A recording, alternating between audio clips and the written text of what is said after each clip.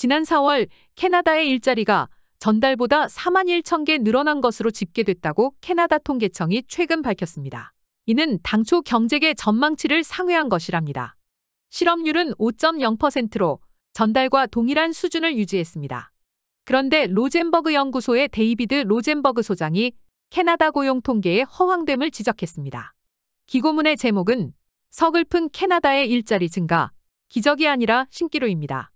얼핏 보아 캐나다 고용 상태는 좋아 보이지만 속을 들여다보면 임시직인 아르바이트 자리만 늘어나고 고용의 질이 저하되고 있다는 것입니다. 사실 지난 4월 일자리 증가는 모두 아르바이트 자리였습니다. 임시직은 47,600명이 늘어난 반면 정규직은 오히려 6,200명 감소했습니다. 학교를 졸업하거나 이민 와서 안정적으로 가족을 부양할 수 있는 정규직 직장을 얻는 것은 점점 어려워지고 음식 배달, 주방보조, 서빙, 청소, 이벤트 안내, 건설 현장 노무 등 파트타임 임시계약직만 늘어 고용의 질이 나빠지고 있는 셈입니다. 앵구스 라이드 인스티튜드의 조사 보고에도 캐나다 밀레니엄 세대의 40% 이상이 지난 5년 동안 소위 긱 경제에 참여한 것으로 나타났습니다. 이번 캐나다 통계청의 고용 통계를 보면 일자리는 주로 저부가가치 서비스 분야에 집중되어 있습니다. 제조업 부문의 고용은 지난 3개월 동안 17,100명 감소하였습니다. 일자리 증가가 전망치를 상회했음에도 실업률의 변동이 없는 것은 신규 이민자 등 고용시장에 유입되는 구직 인구가 늘었기 때문입니다. 지난해 캐나다 인구가 100만 명 이상 증가하는 등 노동력이 확대되면서 최근 수개월 동안 구직 인구가 일자리 증가세를 앞지르는 현상이 이어지는 것으로 분석됐습니다. 다시 말해 인구 증가와 비교하여 일자리 창출 속도가 뒤처진 것인데 지난 2월에 2만 1,800개의 일자리가 창출되었지만 인구는 6만 100명, 즉 3배나 더 많이 증가했습니다. 경제 핵심 근로 연령층의 수가 늘지 않는 것도 문제가 되고 있습니다. 서비스 부문은 청년층과 고령층을 노동력으로 끌어들이고 있을지 모르지만 경제 지출의 대부분을 담당하고 있는 주류 근로 연령층은 거의 성장하지 않았습니다. 지난 3개월 동안 전체 고용 증가분의 20% 미만을 차지하고 있습니다. 로젠버그 소장은 이번 고용 데이터는 캐나다 생산성의 구조적 붕괴를 가리키고 있다고 지적합니다. 일자리 증가가 국가 생산량이나 소득의 증가와 일치하지 않는다는 것입니다. 노동 생산성은 전년 대비 마이너스 0.7%로 8분기 연속으로 감소하고 있습니다. 생산성 자체의 수준은 6년 동안 사실상 정체 상태입니다. 이는 민간 부문 자본 스탁의 성장을 촉진하기 위해 재정 정책 관점에서 거의 아무것도 하지 않은 오타와 현 정부의 무능 탓으로 봐야 한다고 로젠버그 소장은 지적합니다.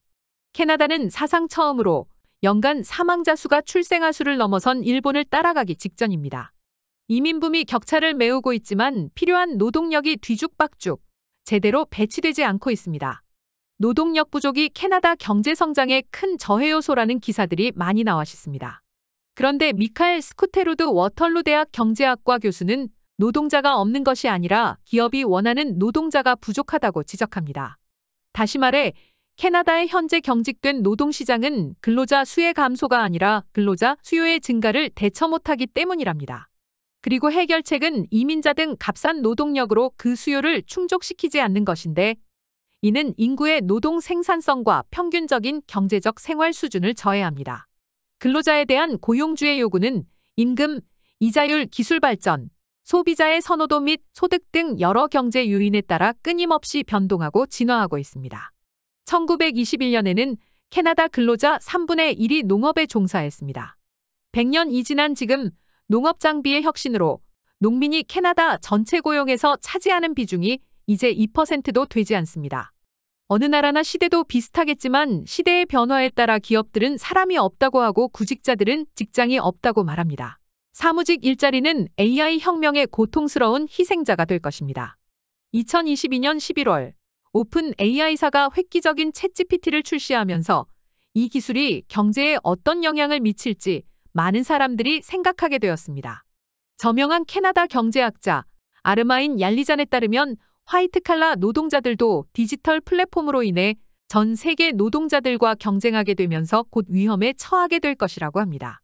이러한 변화는 또한 임금을 낮추고 경제적 불평등을 악화시키며 심지어 GDP를 둔화시킬 수도 있습니다. 노동시장 문제는 복잡하고 다면적일 수 있으므로 정책 입안자, 고용주, 교육기관 및 기타 이해 관계자의 포괄적이고 조정된 접근 방식이 필요합니다. 이때 가장 중요한 것은 정부가 통계를 마사지하여 있는 그대로의 현실을 왜곡시키지 않는 것입니다. 지난 한국 정권의 일자리 정책이 세금으로 가짜 일자리 만드는 것이고 통계청의 고용 현황 발표도 실제 일자리 상황이 아니라 국민 눈속 임용 숫자 공개로 이어진 것이 캐나다의 타산 지적이 될 수 있습니다. 한국에서 늘어났다는 일자리가 노인들의 쓰레기 줍기, 초등학생 등하교 동행 같은 일을 하루 2~3시간 하고 월급으로 몇십만 원 받아가는 것이었습니다. 로젠버그의 기사에 적극 동조하는 댓글도 눈에 띕니다. 정권의 주요 목적이 재선에 있다는 사실을 잊기 쉽습니다. 통계와 여론조사를 적당히 마사지하여 사람들이 먹고 사는데 문제가 없다고 느끼도록 만드는 것은 그리 어렵지 않습니다. 이 정권이 가고 있는 길은 그들을 재선하게 할 것이지만 아마도 국가를 파괴할 것입니다. 자유주의 정부와 결탁한 캐나다 통계청이 확실히 기만적이고 조작적이라는 것을 증명하면서 일자리 수에 대한 분석을 해주신 로젠버그 소장에게 감사드립니다. 이 글을 읽으면서 정규직이 사라지고 있고 다시 돌아오지 않는다는 생각을 합니다. 이민에 관해서는 어떻습니까? 우리는 1년에 50만 명의 이민자와 난민을 데려왔는데 아무도 건설이나 농업 또는 우리에게 실제로 필요한 것에 도움을 주지 않고 있는 것처럼 보입니다. 대부분의 경우 어디에도 없습니다. 아무데도